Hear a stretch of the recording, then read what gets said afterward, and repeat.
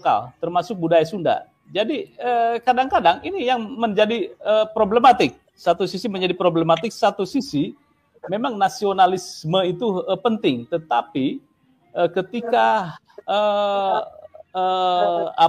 ini terjadi, maka orang akan terasing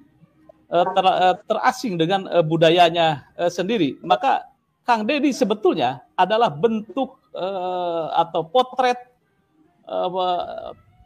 penentangan terhadap kebijakan Orde Baru yang menginginkan sebuah budaya yang seragam, tetapi tetap memegang teguh terhadap Bhinneka Tunggal Ika. Berbeda-beda tetapi satu tujuan.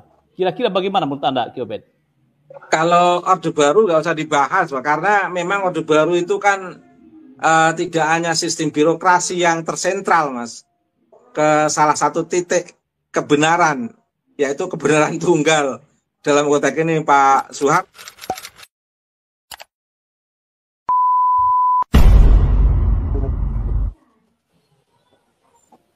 Assalamualaikum warahmatullahi wabarakatuh. Waalaikumsalam warahmatullahi wabarakatuh. Pemirsa pada Suara TV, bersama saya Yusuf Maret 1 jam menemani Anda untuk podcast malam ini dengan tema mengingat kembali konflik panas Kang Deddy Mulyadi yang sekarang Gubernur Jawa Barat versus Habib Rizik yang menggemparkan kala itu. Kala itu tentang ucapan Kang Deddy Mulyadi sebagai seorang tokoh yang memegang teguh budaya Sunda, ia pernah berpolemik memang dengan Habib Rizik gegara ucapan Sampurasun. Ucapan tersebut dikatakan Kang Deddy sebagai bagian dari identitas budaya. Sedangkan Habib Rizik waktu itu sebagai tokoh FPI menganggap ucapan Sampurasun sebagai hal yang tidak seharusnya dilakukan dalam konteks agama atau Assalamualaikum gitu ya. Dan waktu itu sempat muncul bahwa Kang Deddy dituduh ingin menggantikan salam dengan Sampurasun. Ini yang menjadi heboh ketika itu. Nah, menurut Anda apa yang menjadi akar perbedaan pandangan antara Kang Deddy Mulyadi dengan Habib Rizik ini dalam konteks budaya lokal versus dengan agama? Silakan, Kiai. Baik, terima kasih Mas Yusuf. Sebenarnya akar persoalannya itu sederhana, Mas Yusuf. Kang Deddy Mulyadi beragama Islam. Rizik Syihab juga beragama Islam. Yang membedakan itu hal yang mendasari keberagamaan keduanya, Mas Yusuf. Kalau Bang Deddy Mulyadi, keberagamaan Bang Deddy Mulyadi dalam konteks ini Islam, itu didasarkan kepada akar budaya Sunda, akar kebudayaan. Sementara Rizik Syihab, keberagamaan Rizik Syihab dalam konteks ini beragama Islam, itu didasarkan kepada akar budayanya, yaitu Arab. Lebih dekat kalau saya mengistilahkan itu budaya jahiliyah, Mas Yusuf. Artinya dalam konteks apa yang dibutuhkan di tengah masyarakat jahiliyah itu adalah sistem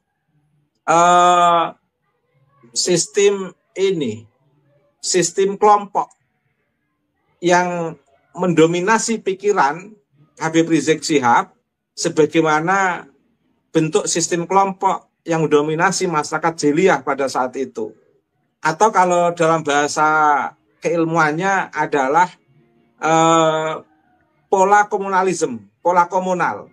Itu ciri khas dari kebudayaan jahiliyah yang memang dibutuhkan saat itu. Di sini saya tidak berbicara dalam konteks positif negatif, tetapi memang masyarakat jahiliyah pada saat itu adalah masyarakat yang berkelompok, berkomunal, yang memang dibutuhkan. Karena masing-masing kelompok itu saling memperkuat kelompoknya masing-masing, sehingga perspektifnya pun adalah perspektif komunal. Yang di luar komunalitas dia itu adalah salah, sehingga konteksnya adalah konteks minna minhum. Nah, basis jahiliyah itu adalah basis yang temperamental, orang lain dianggap salah, dia paling benar, dan kebetulan saja beragama Islam yang sedikit mengkolengdonkan tradisi komunal itu. Karena dalam perspektif saya, Islam itu kan agama wahyu, Mas.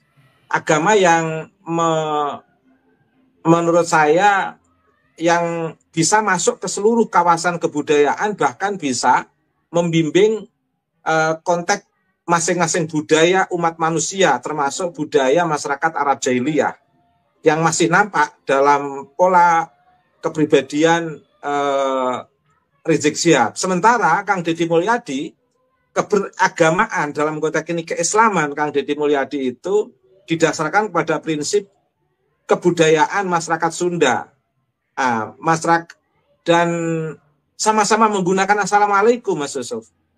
Tetapi Assalamualaikumnya Kang Deddy itu kan Assalamualaikum yang diintegrasikan dengan sikap ramah tamah masyarakat Sunda dengan menggunakan istilah sampurasun. Sampurasun itu kan dari kata hampura sun. Sun itu kan saya, Mas Yusuf. Hampura itu kan mohon maaf. Jadi sebenarnya sama dengan orang Jawa saya, Jawa Tengah. Itu kan kalau mau menyapa orang kan punten, assalamualaikum, kan begitu Mas sebenarnya.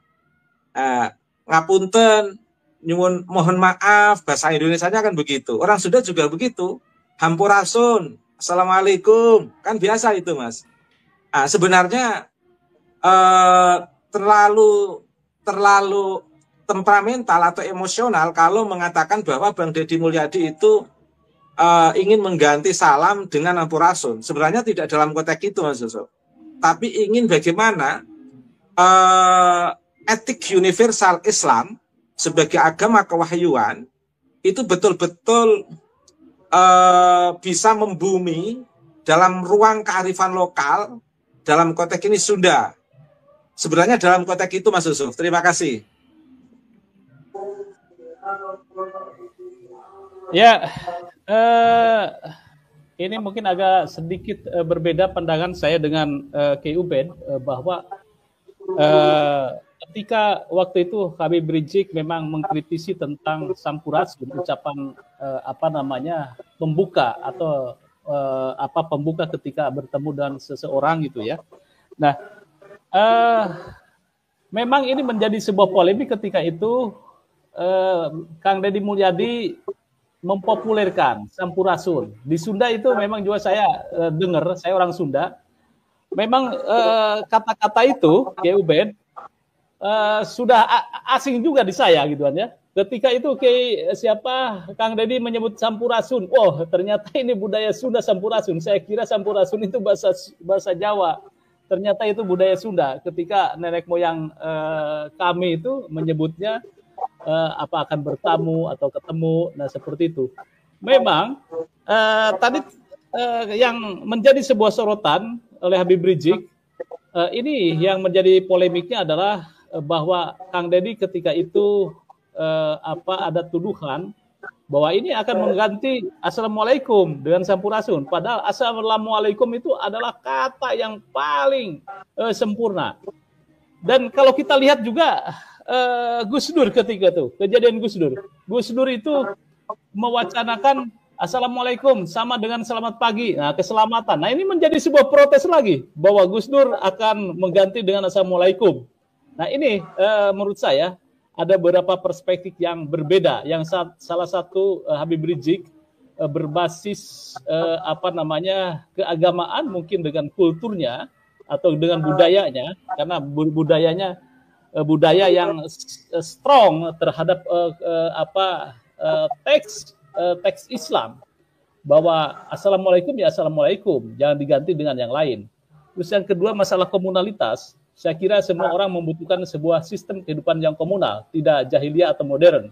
Jadi saya kurang sepakat sebetulnya ini akar budaya Habib Rizik itu adalah lebih dengan Kiai Ubed. Saya lebih meyakini bahwa karakteristik keberagaman Habib Rizik itu dipengaruhi oleh kultur organisasi yang ketika itu memiliki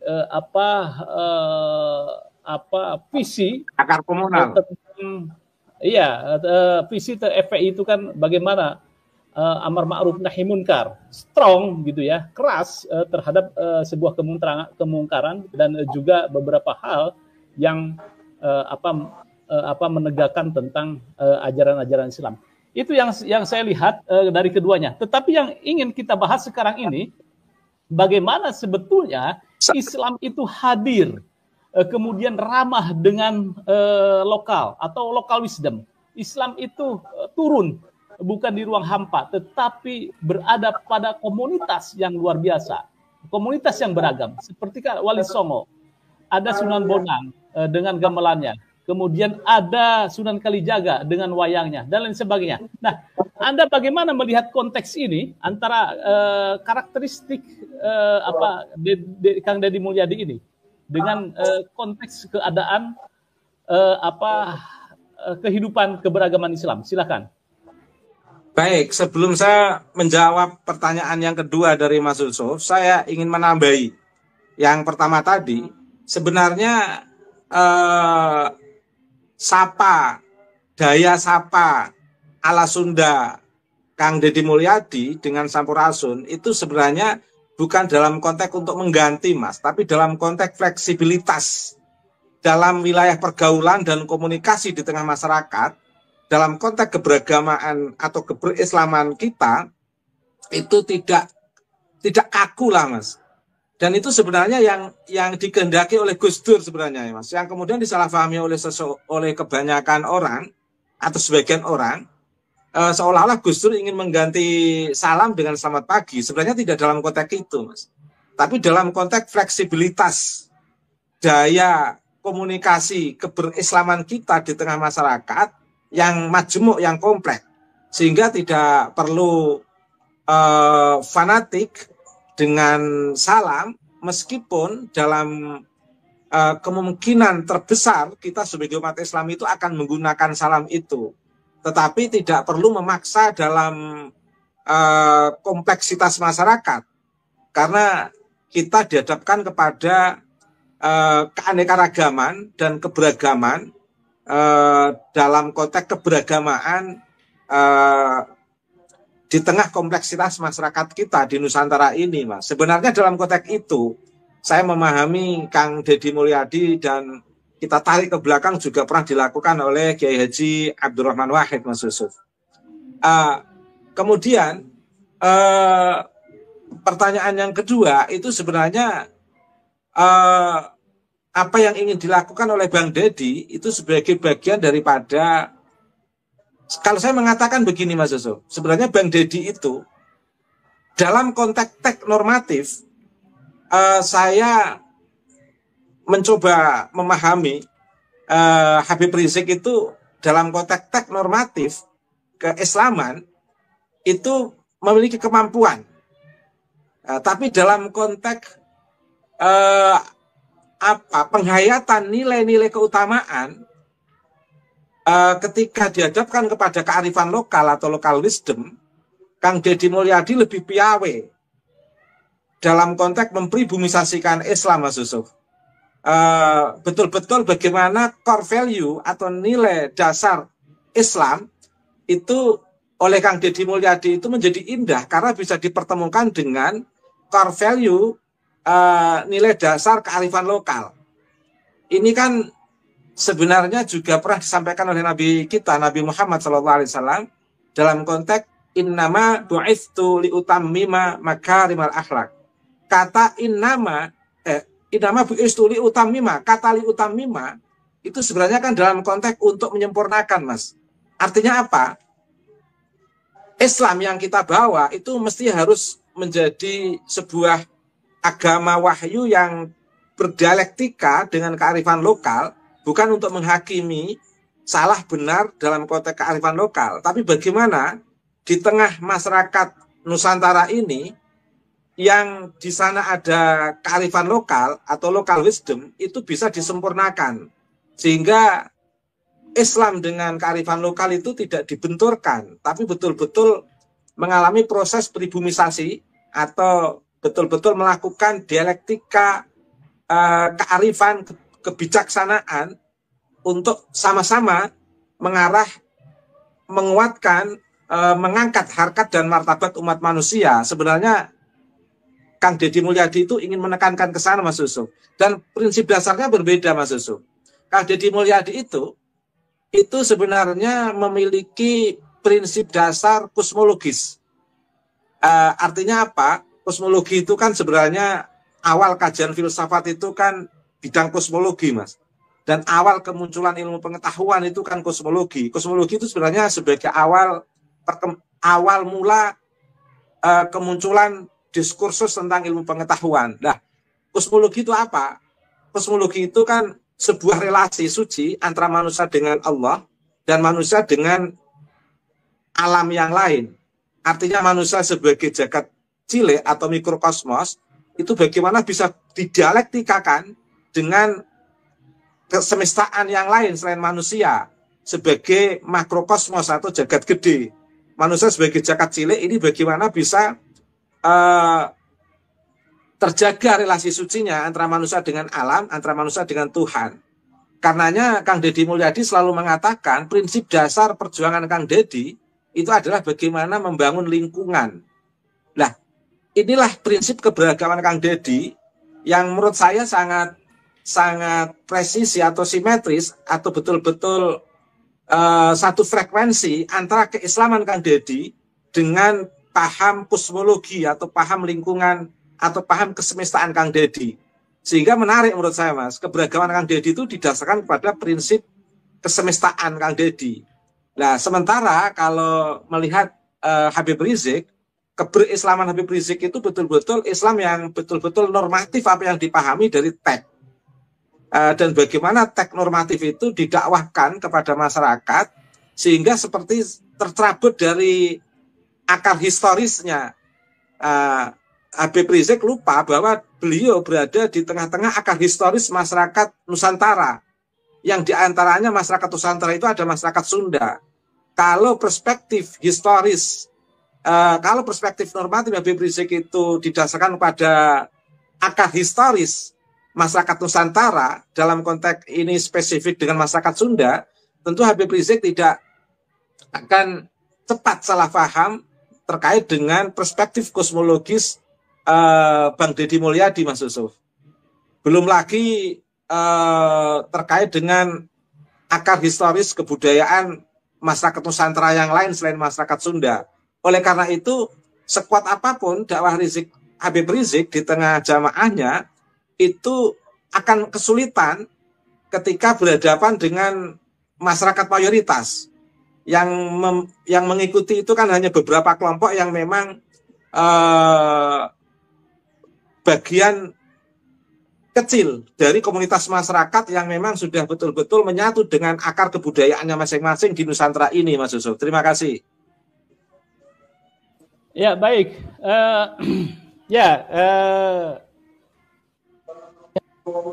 Memang karakteristik Kang Deddy ini menarik ini. Menariknya apa? Sebetulnya perlawanan terhadap habaib, kalau saya melihat itu ya, secara frontal, Imad ya Kang Deddy dengan kasus Sampurasun ini. Sebelum ada Kiai Imad nih, kalau kita jujur ya, Kang Deddy betul dihabisin itu ketika jadi Bupati Purwakarta tentang Sampurasun ini.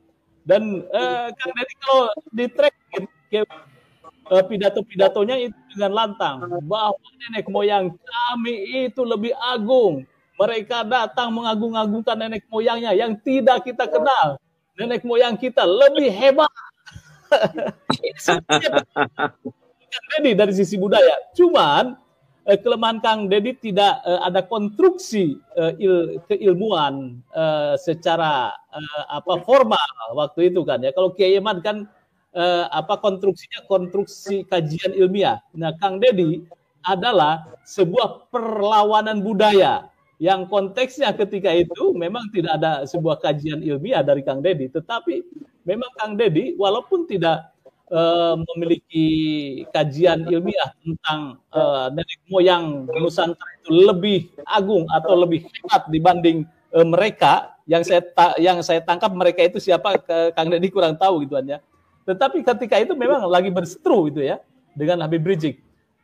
Ini sebetulnya yang keunikan Kang Deddy, yang konsisten terhadap budayanya, berislam tidak perlu menghilangkan budaya lokalnya.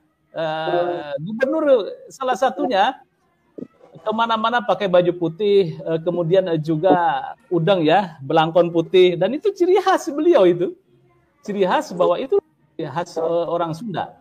Nah, kembali lagi ke sosok Kang Deddy. Beberapa hari yang lalu juga punya ketegasan terhadap tata kota seperti di Bogor gitu ya, yang habis dibombardir. Saya tidak tahu itu ada beberapa mungkin tempat-tempat yang dia habisin dan masuk turun jalan.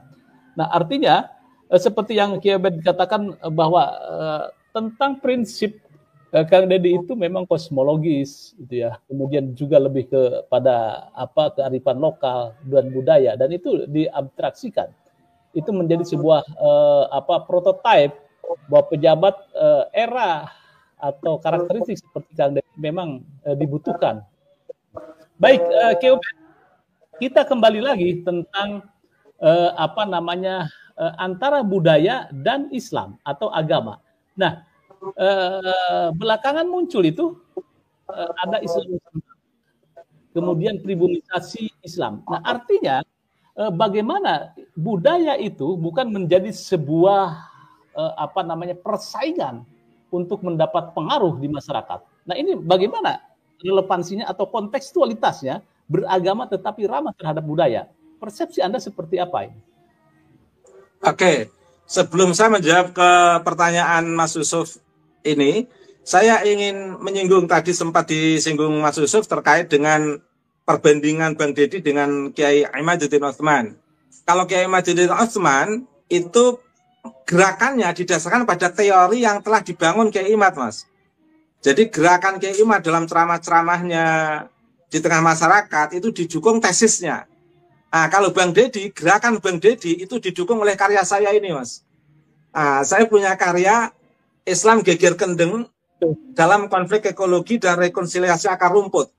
Ini karya yang saya tulis setebal 400 halaman, Mas. Nah, jadi kalau ingin mencari legitimasi gerakan Kang Deddy, gerakan kosmologi Kang Deddy, perlu membaca buku saya ini, Mas. Dan saya juga berharap Kang Deddy punya buku saya ini. Karena gerakan Kang Deddy itu dari buku itu apa? Dari buku itu. Buku ini menjelaskan tentang relasi kosmologi, relasi suci antara manusia dengan Tuhan, Allah, dan relasi suci manusia dengan alam. Kalau alam itu saya sebut sebagai makrokosmos, kalau manusia itu saya sebut sebagai mikrokosmos. Allah saya istilahkan dengan metakosmos. Atau dalam bahasa kearifan lokal, manusia saya sebut sebagai jagat cilik, alam saya sebut sebagai jagat gede, Mas Yusuf.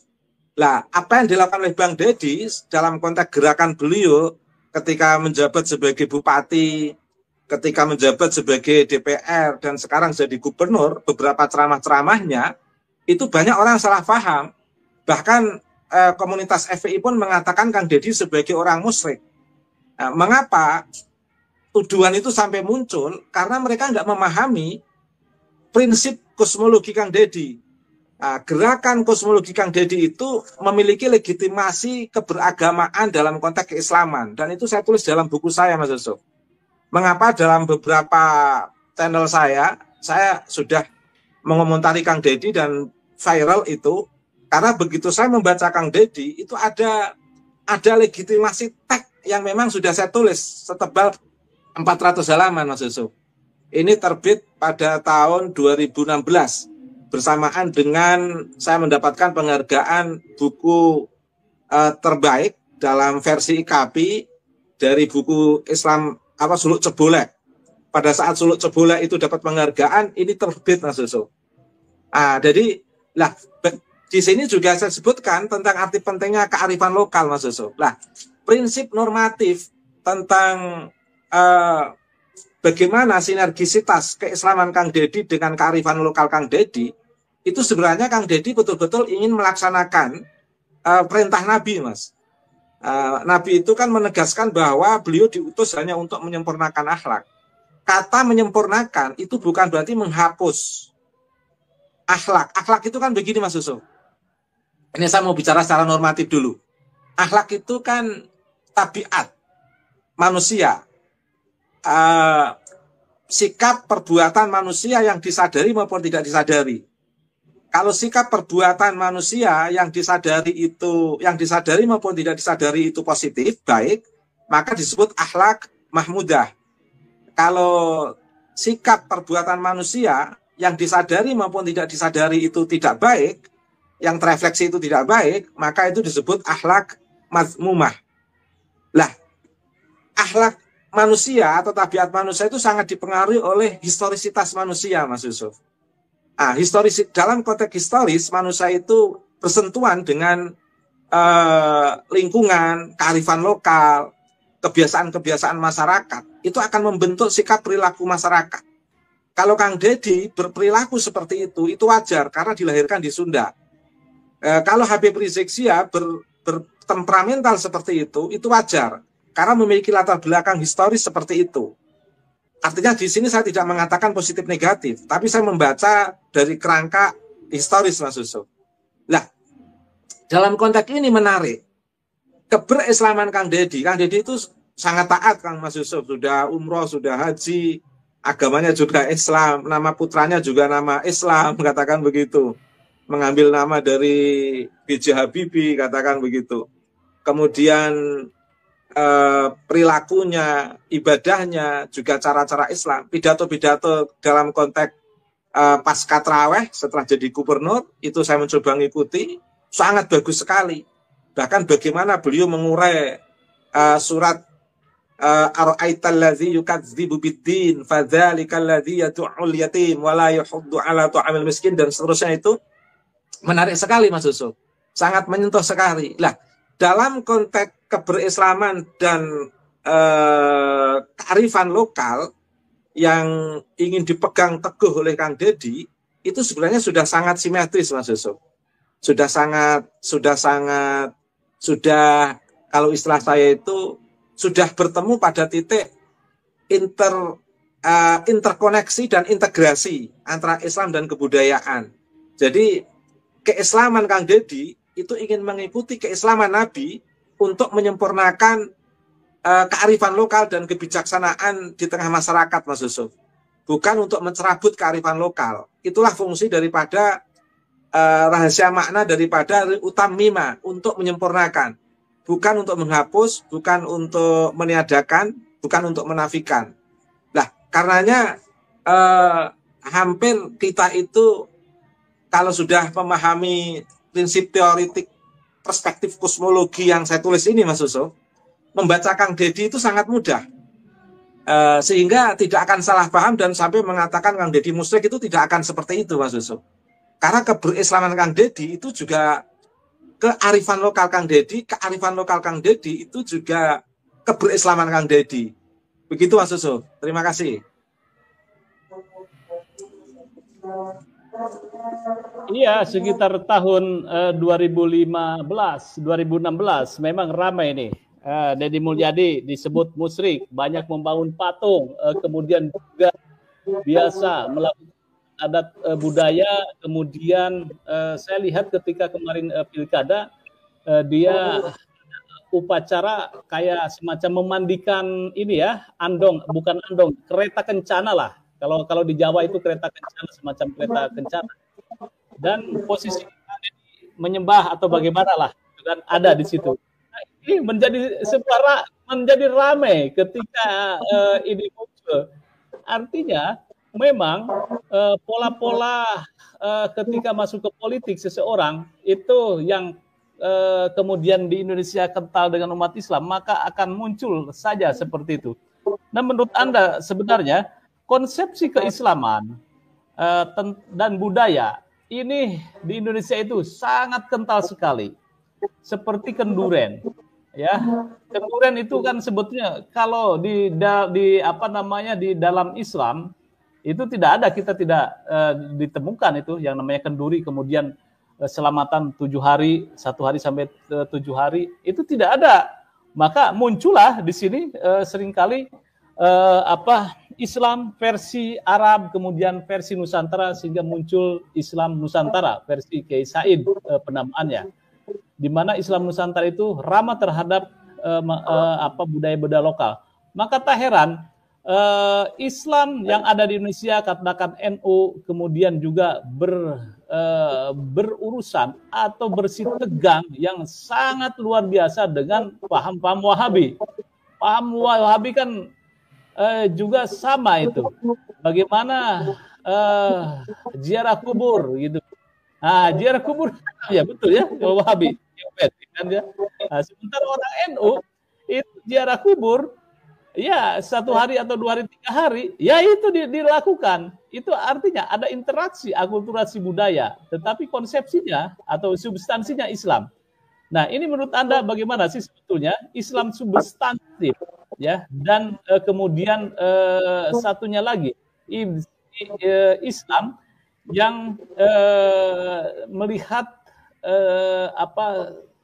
secara tekstual, Islam tekstual, lah katakan saya bicara begini, Islam tekstual dan Islam yang substansif seperti yang dilakukan oleh kiai-kiai NU itu kan substansinya Islam. Kemudian Islam tekstual itu kadang-kadang tidak melihat tekstual terhadap budaya. Ini sebetulnya yang menjadi sebuah pertarungan atau bersitegang antara pemegang paham yang satu dengan yang lainnya. Apalagi sosoknya adalah seorang politisi. Katakan Kang Deddy waktu itu menjadi bupati, kemudian sekarang gubernur. Dan ini menjadi sebuah sebuah perhatian khusus. Tetapi belakangan apakah Anda melihat bahwa substansi itu atau tentang konotasi atau perspektif Kang Deddy itu musyrik, itu saya sekarang tidak melihat, tetapi lebih melihat bagaimana actionnya Kang Deddy itu masuk ke selokan, membunyi hangusan hibik itu ya, yang di mana tuh, yang di Bogor dan sebagainya. Nah ini bagaimana? Apakah umat Islam ini sudah sangat menerima terhadap akulturasi budaya atau bagaimana menurut Anda? Oke, terima kasih Mas Yusuf. Sebelum saya menjawab pernyataan yang panjang dari Mas Yusuf, saya ingin memulai dari konsep antara normativitas dan historisitas, Mas Yusuf. Jadi dalam keberagamaan seseorang, jadi dalam keagamaan seseorang itu ada keberagaman seseorang, Mas Yusuf. Keagamaan itu terkait dengan prinsip normativitas, keberagamaan itu terkait dengan prinsip historisitas. Siapapun, dalam konteks keagamaan siapapun, itu tidak akan pernah lepas dari keberagamaannya. Nah, keberagamaan didasarkan pada keagamaan, keagamaan tidak akan pernah meninggalkan keberagamaan. Prinsip normativitas seseorang dalam memahami agama itu tidak akan bisa lepas dari pengaruh prinsip historisitas seseorang yang mempengaruhi seseorang itu dalam memahami agama, Mas Yusuf. Karenanya perspektif Gus Dur itu akan berbeda dengan perspektif ilmuwan dari Timur Tengah. Ilmuwan dari Timur Tengah itu dilatar belakangi oleh normativitas dan historisitas mereka. Gus Dur memiliki normativitas dan historisitas Gus Dur sebagai masyarakat Nusantara atau masyarakat Indonesia. Ini teoritisnya begini, Mas Yusuf. Nah, oke. Termasuk di antara perspektif historisitas itu adalah respon kebudayaan, Mas Yusuf. Tentu saja seluruh umat manusia di bumi ini tidak bisa lepas dari kebudayaan. Kebudayaan itu sebenarnya jangan dipahami secara negatif, karena kebudayaan itu lahir dari suasana kondisi masyarakat untuk menjawab zamannya. Karenanya kebudayaan masing-masing umat manusia itu berbeda-beda sesuai dengan kebutuhan. Kalau kebudayaan masyarakat di daerah tropis tentu berbeda. Dia akan punya cara untuk merespon cuaca tropis itu, Mas, suhu yang tropis itu. Dan kebudayaan masyarakat Nusantara itu akan merespon dengan kondisi cuaca geografis masyarakat Nusantara. Jadi sama, misalnya begini, masyarakat Nusantara tadi disebutkan Mas Yusuf itu ada yang membuat patung. Patung itu dalam konteks Bang Deddy, kita kaitkan langsung dalam konteks Bang Deddy. Bang Deddy membuat patung itu sebenarnya suatu respon kebudayaan Bang Deddy yang sangat wajar, Mas Yusuf, untuk merefleksikan catatan sejarah, kenangan dalam bentuk patung. Itu tidak ada bedanya dengan konsep Arab. Kalau Arab itu kan mereka merespon kebudayaan mereka dengan cara membuat syair. Jadi begini, Mas Yusuf, orang Arab membuat syair itu apa bedanya dengan orang Arab dengan orang Indonesia membuat patung, Mas Yusuf? Kalau mereka membuat syair adalah merefleksikan budidaya rasa karsa mereka dalam bentuk syair. Nah, Kang Deddy itu merefleksikan budidaya karsa Kang Deddy dalam bentuk patung. Nah, cuman memang patung di Indonesia itu tidak se-ekstrim patung di kawasan Timur Tengah. Dalam konteks ini di Yaman, Mas Yusuf. Itu harus kita pahami bersama. Kalau di Yaman itu patung itu kan memang zaman dulu untuk sesembahan, Mas. Bahkan patung-patung di tanah Arab, di Jazirah Arab, masyarakat Arab itu dari kajian filologi Prof. Manahim Ali, itu mereka mengenal patung itu karena dari orang-orang Yaman, Mas Yusuf. Dan patung bagi masyarakat Yaman itu dulu memang untuk sesembahan. Masyarakat Yaman itu dulu memang penyembah patung, Mas Yusuf. Patung disembah. Nah, masyarakat Nusantara itu sebenarnya patung untuk simbol kebudayaan, Mas Yusuf. Jarang masyarakat Nusantara menyembah patung. Patung disembah itu kan di India, Mas Yusuf. Tapi kalau di Nusantara, patung itu sebenarnya refleksi kebudayaan murni untuk sebagai sebuah ornamen. Nah, sebagai sebuah ornamen artinya apa? Sebagai sebuah penanda yang menyimpan sebuah pengetahuan. Kenangan, itulah patung, Mas Yusuf. Sama seperti ibaratnya orang Arab membuat syair. Syair itu kan sebagai sebuah ornamen, tanda yang menyimpan pengetahuan. Jadi apa bedanya patung dengan syair? Sama sebagai penanda penyimpan pengetahuan sebenarnya, Mas Yusuf. Nah, Kang Deddy itu meskipun bikin patung, kita belum pernah melihat ritual Kang Deddy menyembah patung yang dibuat itu, Mas Yusuf. Nah, yang kita ketahui patung itu dari hasil pembacaan saya itu bagi Kang Deddy itu ya refleksi kebudayaan sebagai sebuah ornamen yang menyimpan pengetahuan dalam konteks khasanah Nusantara. Dan itu nggak ada bedanya dengan sistem syair-syair di Arab yang dibuat oleh orang Arab sebagai sebuah ornamen untuk menyimpan pengetahuan, penanda khasanah Arab yang menyimpan pengetahuan melalui syair-syair, Mas Yusuf. Jadi itu kalau saya boleh mencoba untuk menginterpretasikan apa yang menjadi kegelisahan Mas Yusuf. Terima kasih, Mas.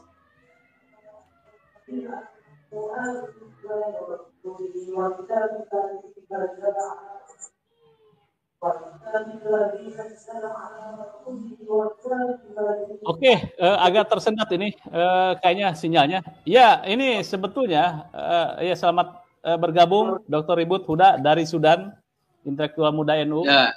Nah, Ki Ubed, satu lagi ke Ki Ubed. Ki Ubed, ketika zaman Orde Baru, ini kan zaman Orde Baru itu banyak kebijakan yang diterapkan untuk membentuk identitas nasional yang lebih seragam. Jadi menurut Anda ini seberapa besar dampak dari kebijakan Orde Baru terhadap tereliminasinya budaya Sunda? Jadi kadang-kadang ini yang menjadi problematik. Satu sisi menjadi problematik, satu sisi memang nasionalisme itu penting. Tetapi ketika ini terjadi, maka orang akan terasing dengan budayanya sendiri. Maka Kang Deddy sebetulnya adalah bentuk atau potret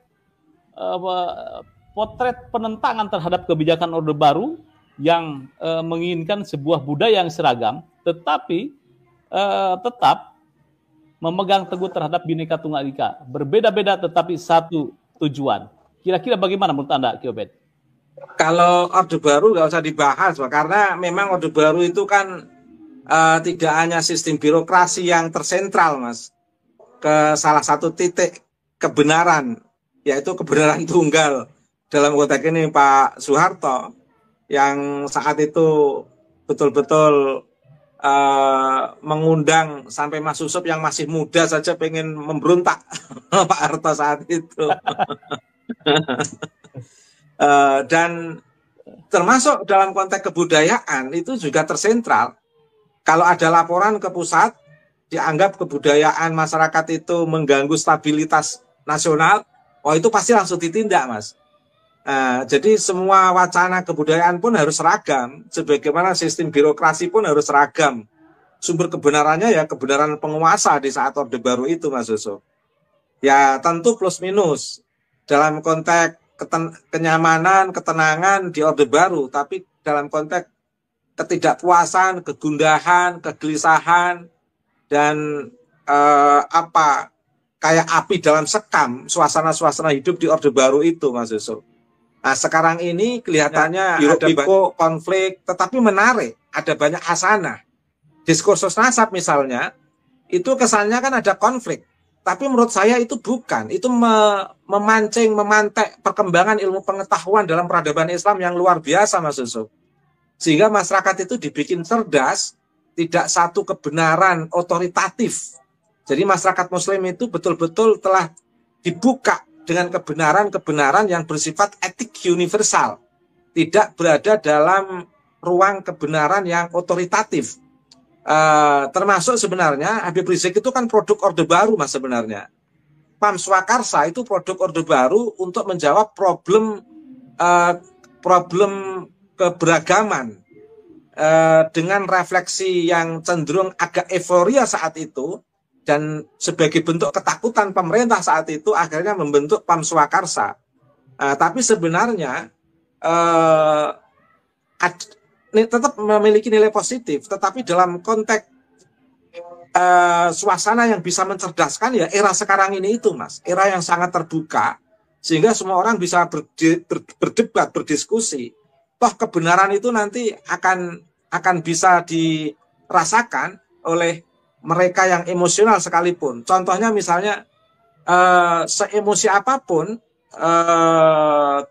Tuan Mudakari, dia pasti dalam hati nuraninya akan menerima kebenaran yang bersifat etik universal. Mengapa disembunyikan? Ya karena memang dia pengen punya ruang. Kalau dia langsung setuju kebenaran yang universal, nanti dia nggak dapat komunitas nanti. Karena baru menikmati komunitas barunya Tuan Mudakari ini. Maka kita pun menganggap itu positif untuk proses pencarian Tuan Mudakari, untuk mendapatkan etik universal yang lebih mapan untuk hari-hari berikutnya, Mas Susup. Makanya kita sangat menghargai Tuan Mudakari dalam konteks balik badan, istilah Kiai Imad itu. Kita menghargai, tetapi kita yakin dalam hati nurani dan hari-hari ke depan dia akan merasakan apa arti prinsip etik universal. Sama seperti kebudayaan, Mas. Dalam sistem kebudayaan itu memiliki nilai moral dari masing-masing sebuah kawasan masyarakat dunia ini.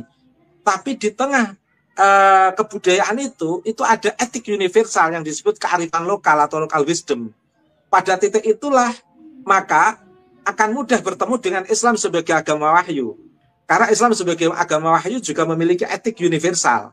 Itulah yang menguatkan gerakan Kang Deddy Mulyadi. Ada rasa nilai keislamannya, sekaligus ada rasa kearifan lokalnya, dan itu bisa bertemu dalam satu gerakan Kang Deddy. Tapi memang masyarakat yang menyalahpahami itu hanya akan menganggap Kang Deddy musyrik lah dan lain sebagainya. Tapi saya pastikan gerakan Kang Deddy itu memiliki legitimasi teks, dan itu saya tulis di buku saya 2016 yang udah lama lalu, Mas, 14 halaman ini. Makanya bagi mereka yang salah paham terhadap gerakan Kang Deddy, kayaknya perlu membaca buku karya saya ini, Mas, Islam Geger Kendir dalam Konflik Keberagaman dan Kearifan Lokal. Makasih, Mas Yusuf. Iya, iya. Sekaligus Baik. iklan, sekalian iklan Mas Yusuf. Ya. Tidak masalah gitu kan ya. Oke, ini selamat datang Dr. Ribut Nurhuda, intelektual muda NU yang ada di Sudan. Saya ingin melihat ini apa menurut Anda ini kan ya. Anda kan banyak lama di Timur Tengah, di Sudan, dan juga tentu akar budaya Anda adalah NU. Kemudian kemarin juga ada Islam Nusantara yang digaungkan oleh Kiai Said gitu ya. Ini perspektif Islam yang di Timur Tengah dengan perspektif Islam yang ada di Nusantara, ini perbedaan yang signifikan itu seperti apa ini, Dr. Ibu?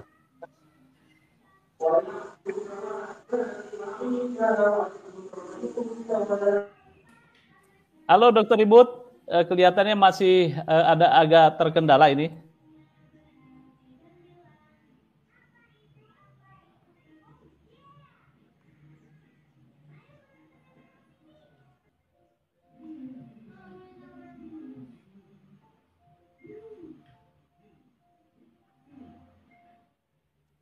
Atau kita lanjutkan kita untuk mengisi ruang kosong, Mas Yusuf? Ya, sebentar ini dia masuk. Ya, langsung ya. Nah, ya. Baik. Jadi masalah saya tanggap ya. Bismillahirrahmanirrahim. Assalamualaikum warahmatullahi wabarakatuh. Ini saya baru bergabung, menyapa dulu. Ada Kiai Ubedillah ya, yang selalu enjoy menemani diskusi dan gerakan pencerahan untuk umat dan bangsa ini.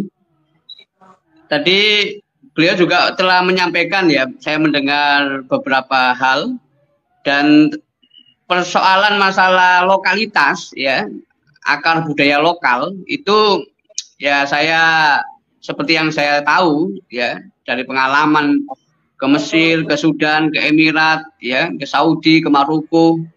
Saya membaca bahwa masing-masing negara, termasuk dalam hal ini negara Arab, ya, itu mereka juga membanggakan lokalitas, membanggakan lokal wisdom, kebijaksanaan lokal yang terbentuk melalui budaya. Yang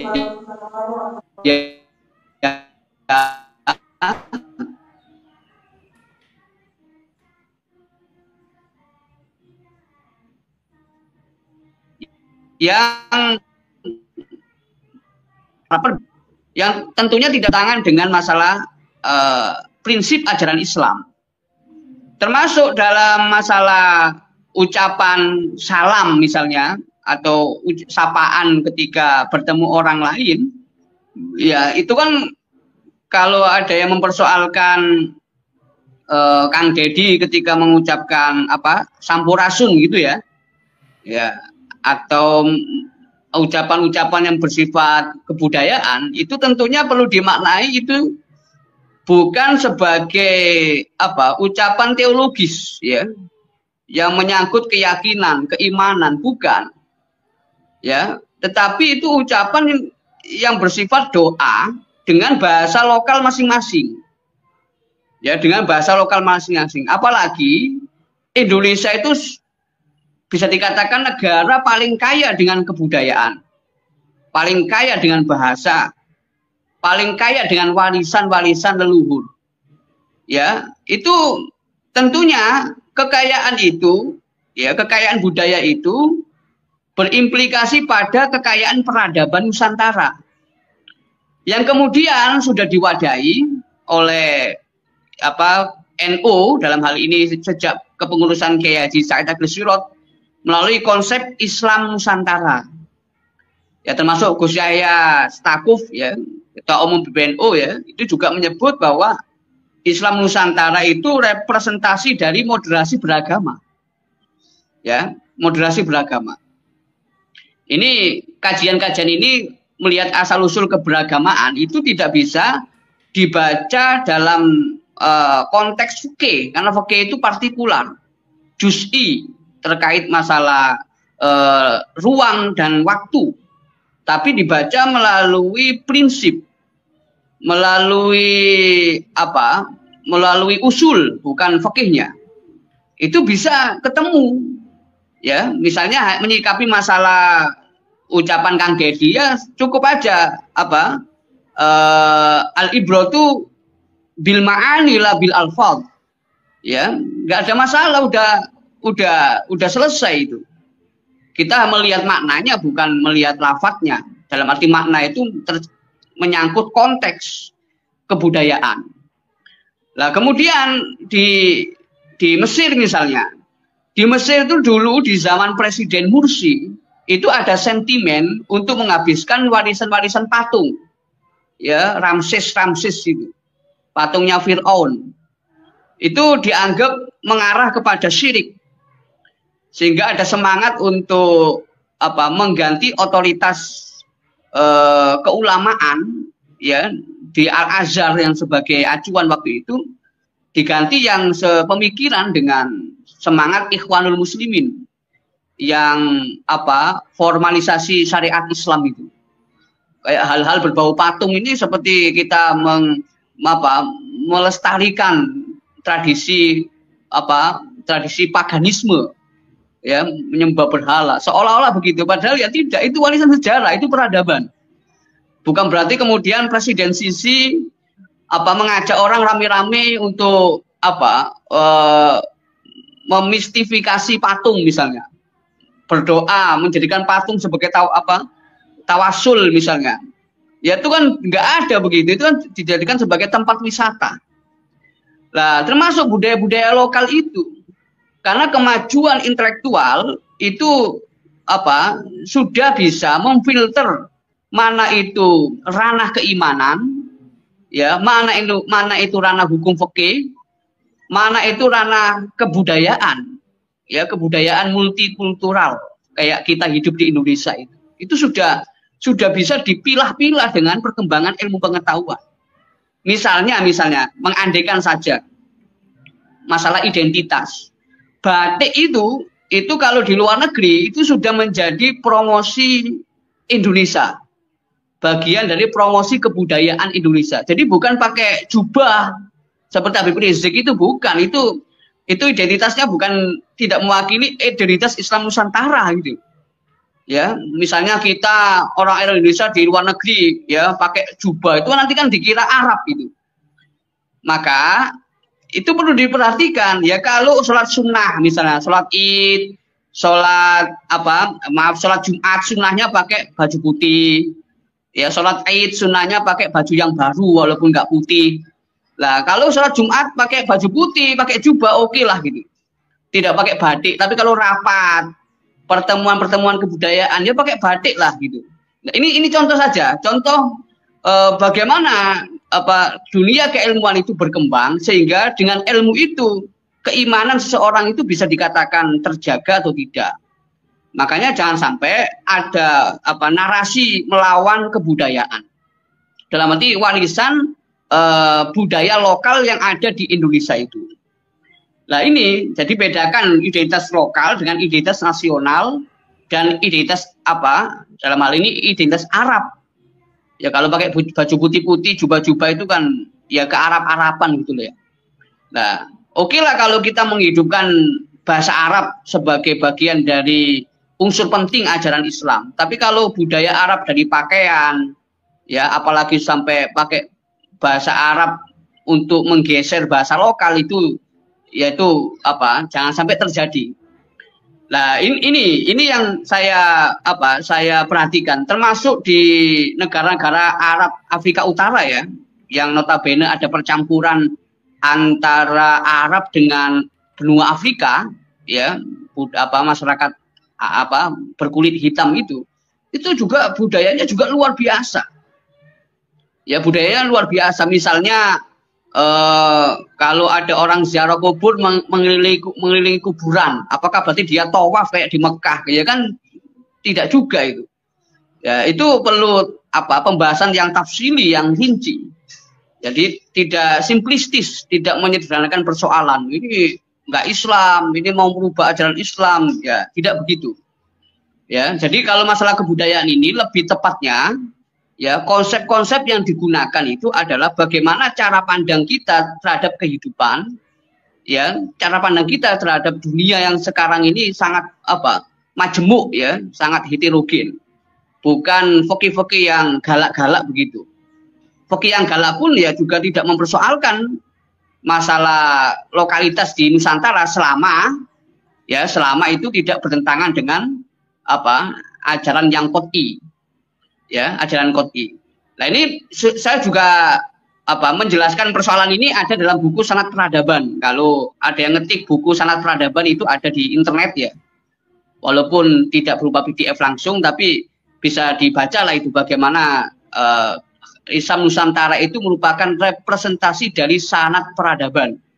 Ya, memiliki silsilah bagaimana secara keilmuan itu betul-betul mencerminkan Ahlul Bait. Dalam ini adalah keilmuan Sayyidina Ali. Ya, kalau Kiai Maimun Zubair yang pernah dikutip oleh Pak Nusron Wahid itu, Mbak Maimun pernah kata Pak Nusron Wahid itu, Mbak Maimun kalau masalah ilmu belajarlah kepada Sayyidina Ali. Kalau masalah politik belajarlah kepada Muawiyah. Tapi bagi saya pribadi ya, Sayyidina Ali juga politiknya luar biasa.